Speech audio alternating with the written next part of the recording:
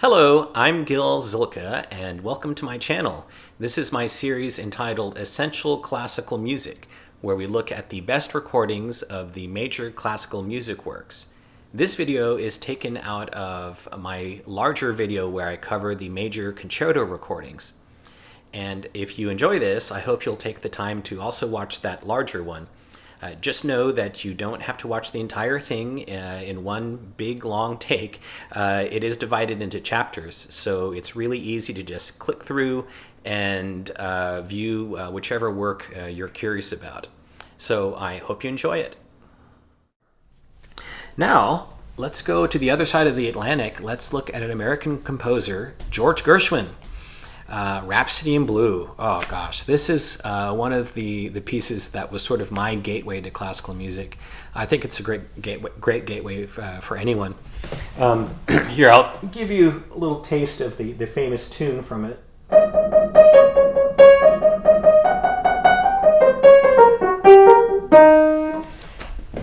Hopefully a lot of you recognize that.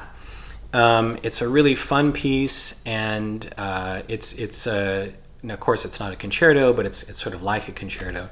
And my prime recommendation for the Rhapsody in Blue is a recording from 1959, which sounds beautiful in this. I think this is another one of those full-dimensional sound Capitol recordings.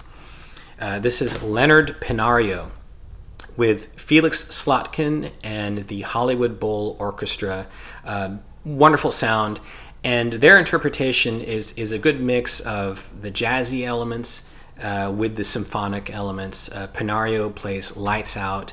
The orchestra is having a blast, and the sound quality is great. It's really everything you could want for a recording of the Rhapsody in Blue. Now, I'll also mention there's the American in Paris, which doesn't feature a pianist, but it's usually coupled with the Rhapsody in Blue.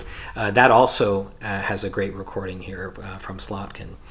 Another famous recording from the same year, 1959, is, of course, Bernstein, Leonard Bernstein, conducting the Columbia Symphony in the Rhapsody in Blue and then the New York Philharmonic in the American in Paris.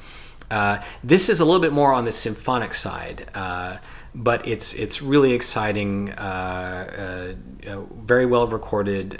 Bernstein shows a lot of imagination in the piano part, and this is a strong version as well. Last but not least, we also have the composer's own version from 1924. This is available in several different editions, and it actually doesn't sound bad for a 1924 recording. Of course, it's very limited and primitive, but you do hear things fairly clearly. Gershwin himself is playing the piano part, and then the conductor who commissioned the Rhapsody in Blue, Paul Whiteman, is conducting his orchestra. It's kind of a small band. It's not that large. It's not like the New York Philharmonic. It's not what we're used to hearing today. This version is, by our standards, what we're used to today, very fast, sort of off the wall, almost strange in some ways. The way it's much more jazzy, but it's fascinating. Gershwin on the piano part just plays lights out. One thing that really strikes you about this is that you can tell that they didn't treat it as seriously as we tend to treat things today. It was more let's have fun with this. let's not treat it like a holy relic. And of course, it was fresh, new, and so it's really something you need to hear if you love Rhapsody in Blue. Thanks for watching. I hope you enjoyed this video. And if you did, I hope you'll also take time to click the like and subscribe buttons. And with that, I want to wish you all a great day and happy listening.